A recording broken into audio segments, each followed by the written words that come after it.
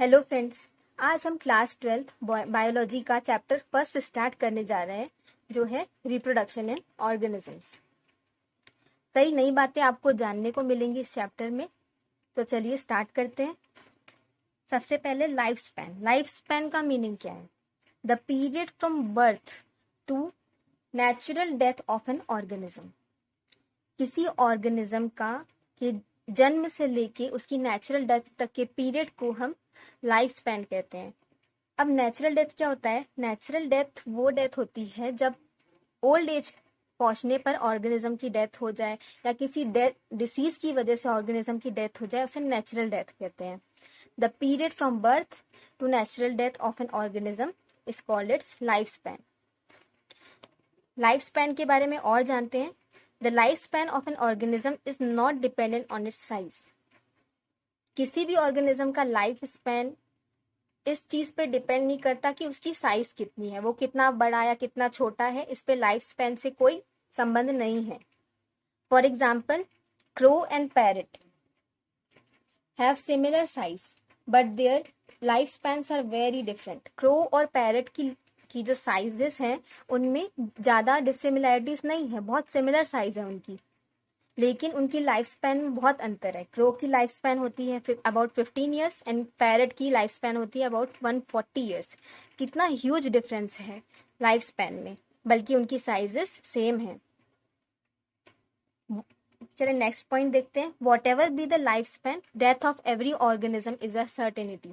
चाहे कितनी भी लाइफ स्पैन हो जाए किसी ऑर्गेनिज्म की, बट जो डेथ है वो हर ऑर्गेनिज्म को आनी ही आनी है। No individual can be immortal, that is live forever. कोई भी इंडिविजुअल हमेशा तक के लिए जीवित नहीं रह सकता, इसलिए no individual can be immortal. कोई भी इंडिविजुअल इमॉर्टल नहीं होता। लेकिन यहाँ पे थोड़ा सा ट्विस्ट अभी आपको देखने को मिलेगा। In case of single celled organisms, reproduction is actually the process of cell division. The identity of parent cell is totally lost. Hence, they don't reach the time where natural death is possible. Thus, unicellular organisms are immortal. It is because they do not grow old and die. Instead, they are converted into new daughter cells. अब single celled organisms में क्या होता है?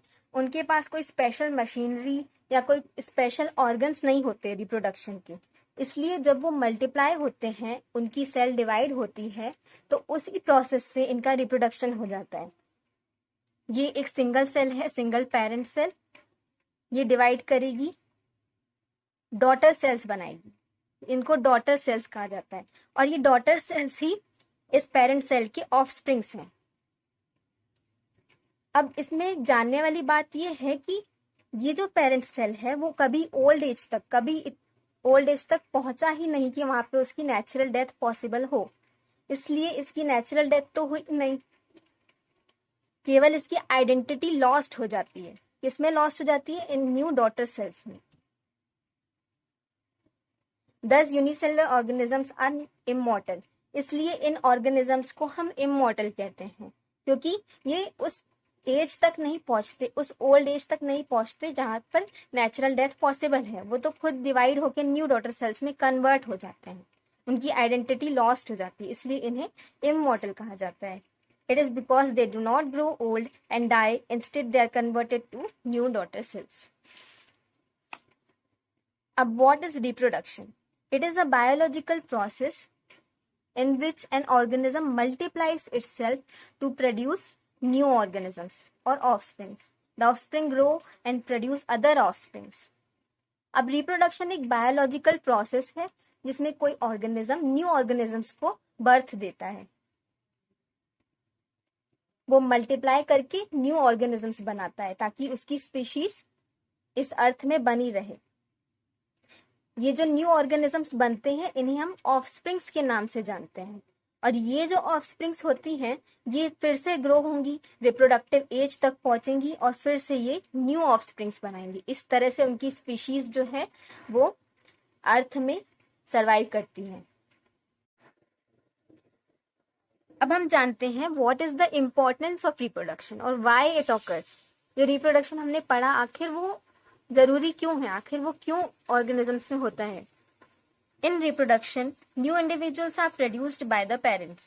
The process of reproduction ensures that a plant or animal species does not disappear from the earth. किसी भी species के organisms divide करेंगे, multiply करेंगे न्यू ऑर्गेनिज्म बनाने के लिए, तो ये चीज इंश्योर रहेगी कि उनकी स्पीशीज इस अर्थ से डिसअपियर नहीं होंगी। उनकी स्पीशीज के ऑर्गेनिज्म लगातार बन रहे हैं रिप्रोडक्शन के प्रोसेस से, इसलिए उनकी स्पीशीज एक्सटिंक्ट नहीं होंगी, इस अर्थ पे सरवाइव कर पाएंगी। दूसरा पॉइंट क्या है, this process is very important in maintaining the stability in the ecosystem. अब स्टेबिलिटी ऑफ इकोसिस्टम क्या है, हमने सबने पढ़ रखा है कि फूड चेन क्या होती है। फूड चेन में हर ऑर्गेनिज्म किसी न किसी दूसरे ऑर्गेनिज्म पे डिपेंडेंट रहता है फूड के लिए। अब कोई ऑर्गेनिज्म में रिप्रोडक्शन नहीं हो रहा तो उसकी जो स्पीशीज है वो एक्सटिंक्ट हो जाएंगी, इस अर्थ से खत्म हो जाएंगी। फिर जो दूसरे ऑर्गेनिजम्स जो पहले वाले ऑर्गेनिज्म पे डिपेंडेंट थे फूड के लिए, वो भी मर जाएंगे। इस तरह से सारी स्पीशीज एक्सटिंक्ट होती जाएंगी और हमारा इकोसिस्टम अनस्टेबल हो जाएगा। इसलिए रिप्रोडक्शन इज वेरी इंपॉर्टेंट। किसके लिए? इकोसिस्टम की स्टेबिलिटी को मेंटेन करने के लिए रिप्रोडक्शन जरूरी है। And for the continuation of life on earth, एक ऑर्गेनिज्म डिवाइड हो रहा है, मल्टीप्लाई हो रहा है, दूसरे ऑर्गेनिज्म को बना रहा है, वो ऑर्गेनिजम्स नई ऑफस्प्रिंग्स बना रही है, इस तरीके से उनकी लाइफ जो है वो कंटिन्यूएशन में आती है अर्थ पर। अब हम देखते हैं what are the types of reproduction based on whether there is involvement of single और two organisms. Reproduction is of two types. Reproduction को किस बेसिस पे क्लासिफाई किया है कि उस प्रोसेस में एक ऑर्गेनिज्म इन्वॉल्व है कि दो ऑर्गेनिज्म इन्वॉल्व हैं। दो टाइप के रिप्रोडक्शन होते हैं, पहला एसेक्सुअल रिप्रोडक्शन, दूसरा सेक्सुअल रिप्रोडक्शन। मैंने इन पॉइंट्स को डिफरेंस के रूप में तैयार किया ताकि आपको अच्छे से समझ में आए। एसेक्सुअल रिप्रोडक्शन देखते हैं। It is the type of reproduction in which only single parent reproduces to form genetically identical offspring.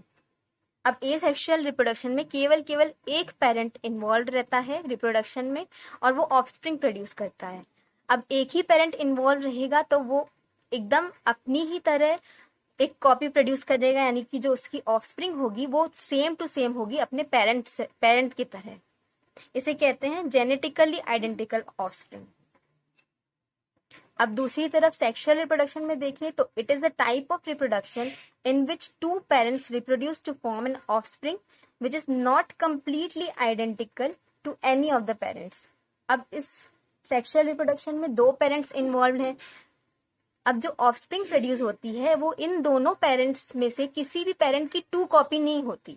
उन पेरेंट्स के कैरेक्टर्स तो इनहेरिट होते हैं लेकिन एकदम टू कॉपी नहीं होती। उन ऑफस्प्रिंग्स में वेरिएशंस या फिर चेंजेस होते हैं, वो अपने पेरेंट के कंप्लीटली आइडेंटिकल नहीं होती, उनमें चेंजेस रहते हैं।